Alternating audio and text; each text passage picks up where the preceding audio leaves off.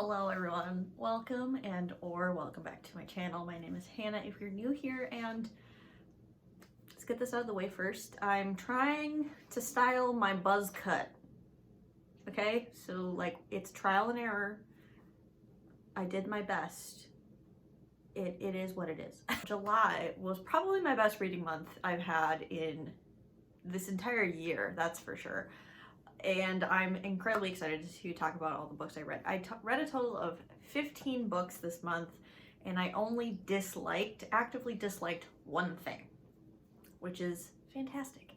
And I did manage to do a couple of videos already talking about some of the books that I read, so I'm not going to be talking about a ton of books in this video, probably 6 or 7 books. First of all, I did a video discussing the Serpent Gates duology, which is the Unspoken Name and the Thousand Eyes.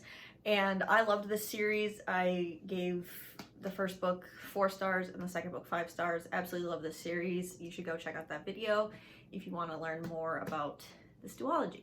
Very quickly, I'll talk about the contemporary romance I read. I did do a reading vlog recently where I read these books, so I'll just go over them very quickly. We have Meeting Millie, which is a contemporary Oxford sapphic romance, and I gave this like 3.5 stars, and this is in that vlog. And then I also read Only for the Week by Natasha Bishop, also in that vlog. I gave this 4.5 out of 5 stars. This is like an erotic contemporary romance, and I really liked it. Next, we're going to talk about the sci-fi books that I read. The one book I actively disliked is Annihilation by Jeff Vandermeer. Now, this is a very popular book, but also I saw very mixed reviews. I think people either get it, the people who get it, and the people who don't, like me, don't. This is about a team of 4 unnamed people going into an area called Area X that has been like abandoned and taken over with possibly hostile plant life. And they are sent to do research, do reconnaissance, and kind of bring back knowledge. And so we're reading from the biologist's journal entries as she is writing about her experience of what happened there. And I did not like this.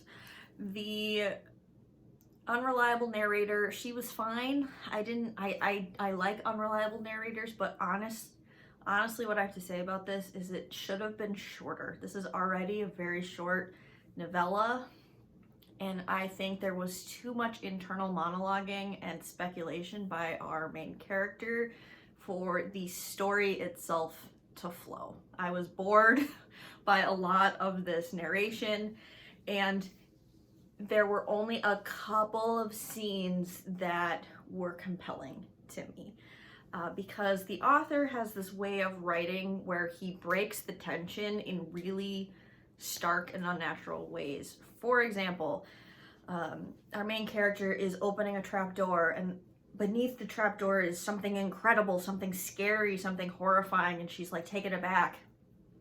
And in that moment, we're like, oh my God, that's so horrifying, so scary. And then she'll go on this long tangent. She starts thinking about her early career and her relationship with her husband, and she just goes on and on and on. And then we finally get back to the scene, and she's like, and that's how it felt looking into the hole of the trapdoor.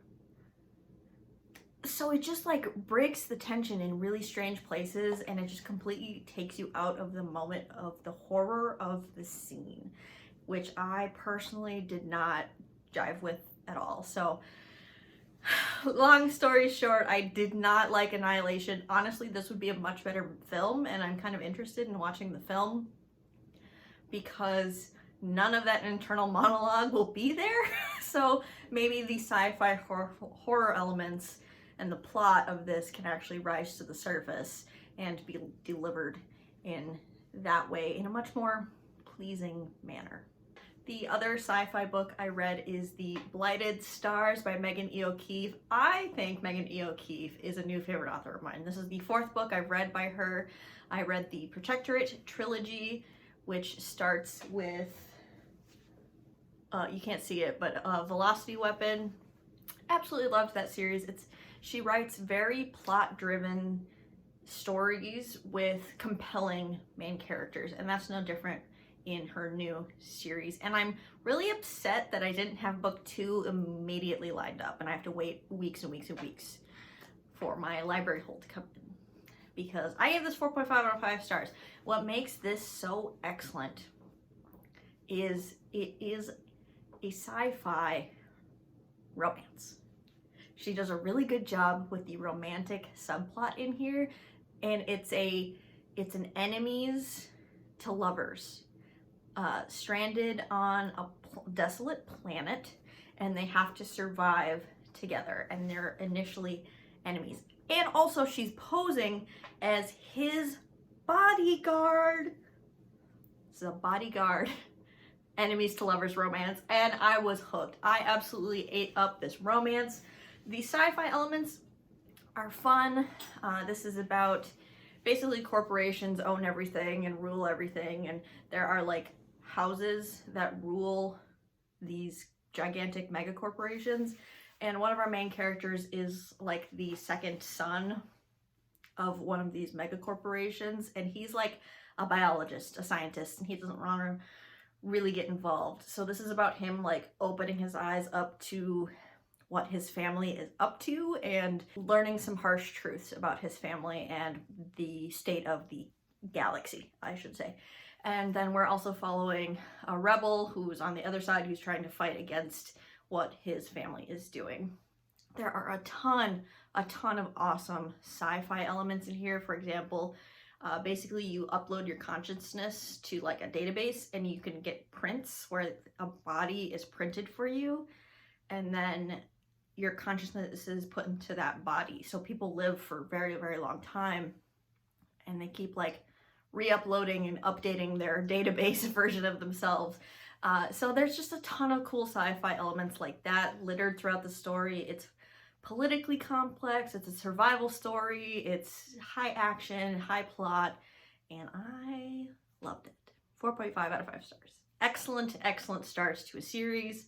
Can't wait for the sequel to come into my hands. And this whole trilogy is complete. It's all published right now, so you could go binge read it if you have access to it. The next 2 books I have to talk about are both young adult fantasy that I adored, and that is the Legendborn Cycle, books 1 and 2, Legendborn and Bloodmarked. Y'all are correct.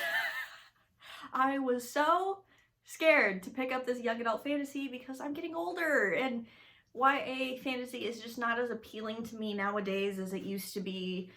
But y'all were saying, you know, people on the internet were talking about this series, talking about these books and how good they are. It's like an urban fantasy Arthurian retelling with a black lead, and it was excellent. Books 1 and 2, both 4.5 out of 5 stars. Honestly, the one criticism I have to say is that the first 100 pages of the first book I really struggled with personally, because our main character Bree is really struggling with the death of her mother, and she is in the anger stage, and she lashes out at everyone. She lashes out at her best friend. She's just in a really bad place, and that's a really hard entry point to a main character, in my opinion. I think after that first 100 pages, since you get to know her a little bit more and more of the plot starts unfolding, I started to enjoy her character more and, you know, respect it as a narrative choice. So if you can get past the first 100 pages, I promise you, it's smooth sailing from there. That's why it's a 4.5 out of 5 stars instead of a full 5. There's possibly a love triangle, which I love, especially because the triangle might be closed at the top, if you know what I mean. I'm ecstatic. I read this. I love Arthurian retelling, so I was already set up to like this, but I was just so nervous because it's young adult. And y'all, it doesn't matter. This is excellent writing. This is excellent plotting, great character work. This is such a good exploration of grief.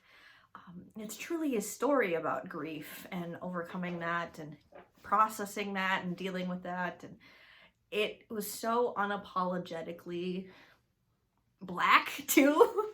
You know, the lore of this world is so interesting and is steeped in, you know, Arthurian white culture as well as Southern United States culture, and I just loved the blending of those things. I loved Bree as a main character, and I recommend this series very highly for adult and young adult readers. Then we have the Grace Draven category, who is a romantasy author I've been loving. The first book that I read by her this month was Phoenix Unbound. This was also part of that reading vlog, so I won't get into it too much, but this is a slow burn, reluctant allies to lovers story. And I did enjoy it, but it wasn't my favorite. So I gave that one 3.75 out of 5 stars. And then I went on to read Master of Crows, which is one of her earlier young adult fantasies. This is also sort of an enemies to lovers, but it's like she's trying to spy on him in his tower. And so it's like a close proximity sort of enemies to lovers story, and this one was pretty good. I gave this 3.5 out of 5 stars.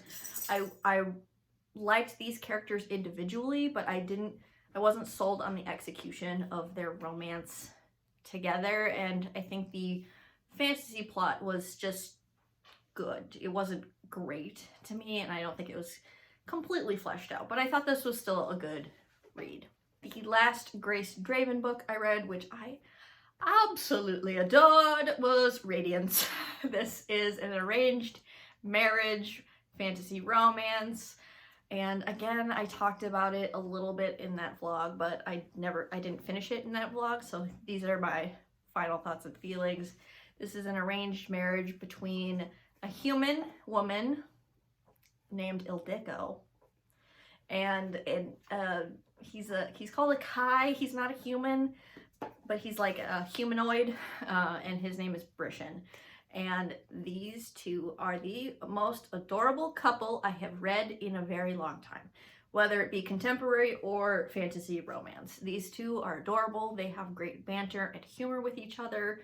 It's a slow burn love story, and I really enjoyed the political fantasy elements of this story, because the alliance between like these two peoples causes another nation to be mad at them, and they're, you know, retaliating because of this marriage, and so they're kind of at the heart of this plot, and I just was swooning for these people, these fictional people, and I thought the romance was adorable. I was kicking my feet. I had the little flutteries in my heart and in my tummy about them. It was just adorable, and this is an excellent story, and I will continue. I think the second book is also about this couple, and you know, something happened in the epilogue that's like, oh, there is a book 2. So I'm intrigued to continue this series, and this was a 4.5 out of 5 stars. Anyway, thank you so much for watching. That was my July wrap up. What was your favorite read of July? I would love to know in the comments down below. Thank you again for watching, and I will see you in another video of mine very soon. Bye!